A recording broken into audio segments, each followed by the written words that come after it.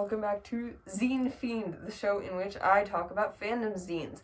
In real life, this is being recorded literally the day after editing and posting my first Zine Fiend video, because basically I had a long winter break in which I did not a lot of stuff, but now I am back to being in the editing spirit, and I have dug up some free things, free to download, free to enjoy. I am also trying to get this out as fast as possible for reasons of deadlines, and because some of these things are calendars, and it's nice to start off the new year with a calendar that you actually get to use in January. So this episode will also not have anything that's not Naruto. I am sorry if that's dreadfully disappointing. First zine I will be talking about today is 1,000 Faces, which is a Kakashi mini zine that is free to download and has printable merch. It is distributed through Google Drive, so I don't know if you will be able to access it if you do not have a Gmail, but good luck. I assume that you will be able to contact the makers, who are called Mishmash Zines. That took way too long. If you are unable to download it via Google Drive.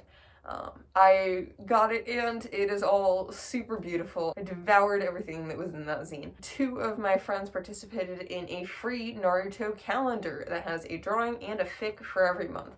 The calendar is through Google Drive, and the fics are on AO3. There is an Itachi zine that is in the interest check phase.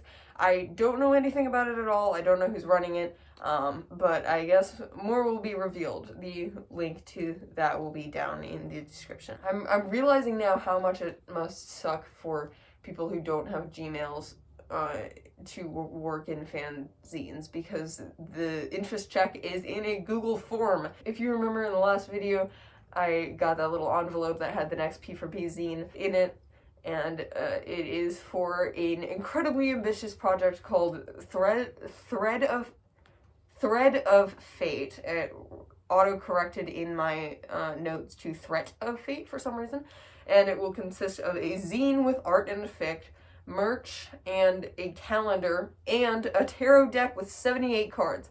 The interest check is open until January 31st, and applications will be open for the entire month of February.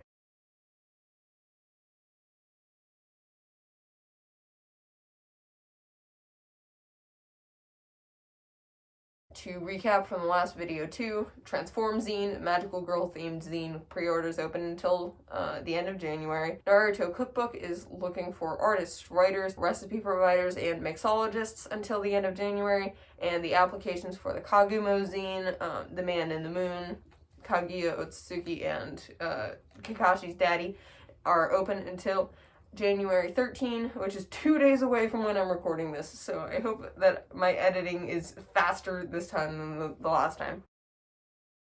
And now I have a zine to open. I won't always, I'm gonna try to make this like a monthly or a bi-monthly thing, but I don't get zines that often. It just so happened that this one had a quite long mailing time. Okay, I am going to elaborate on what happened to this zine, because I don't believe that there was any hiccup in actual production, but when it came time to ship out orders, they had an issue finding someone who was going to be willing to get the merch and then package it, which these kinds of things happen to zines. Maybe they had a shipping person and that person dropped out, or they were inexperienced in making zines and didn't anticipate needing someone like that, or they had everything lined up, but the manufacturer just sprung something on them. Because I do remember seeing advertisements like saying, "We are looking for someone in Spain. We need that's because that's what's going to work best for our manufacturer." So it's very hard to tell from the perspective of me, who's someone who has not worked on a zine, what exactly could have gone wrong, but the important part is they were responsible. They did the thing. They got everything out to everybody. So this is your reminder that not everything works smoothly all the time, and that's okay. It's a huge collaborative effort from both fan creators and manufacturers to make a zine, and everyone in that supply chain is human. So things happen. It turns out Shikadai was a foreshadowing for this zine because it is an Ino Shika Cho zine. It goes from dads from the original series to the original series to Boruto. Oh, I should mention before I go any farther, last video I had that poster that said it was B grade and they were going to send me an A grade. I have since received that A grade poster. It looks fantastic, and I am going to put it up there. Boop. It has actually been so long since I bought this that I don't know what's in it anymore. So we have these pins. I'm pretty excited to have a Choji pin, honestly. It's pretty rare to find merch of him. It's pretty rare to find merch of any of these guys, and this Shikamaru especially just looks amazing.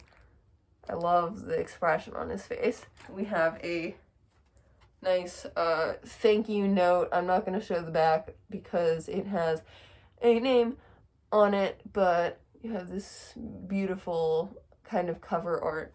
And we have an envelope. It feels like this is recycled paper, which is pretty nice. I'm realizing I didn't get the physical zine. I got that on digital, so that's not very exciting for this video, for the spectacle, but I did get some merch, so I can show that off. There is a sticker of them as wee little 12-year-olds that says fight.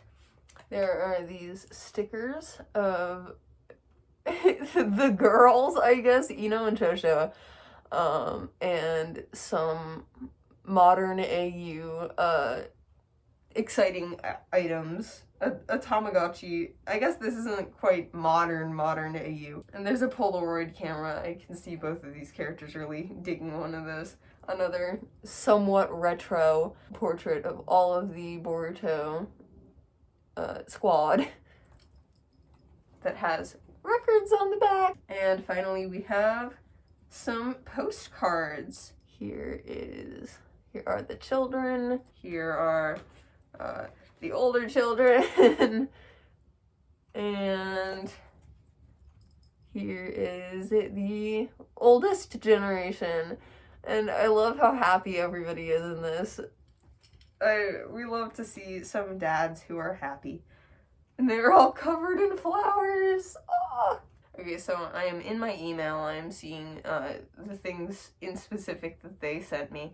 There is the zine, there is bonus material, which is things that got cut out, and some sketches to see how things would look for the final artwork. And there are wallpapers of this art that was on the back of the thank you note, and there are emojis of everyone, and there's some great faces in here. I'm not sure if this was artwork that was shown, so I don't know if I can show this in the video. But yes, a quite shorter version of Zine Fiend in this episode. The episodes I anticipate will only get shorter, as I will have blown through all of the things that there are to talk about, and as things get into production.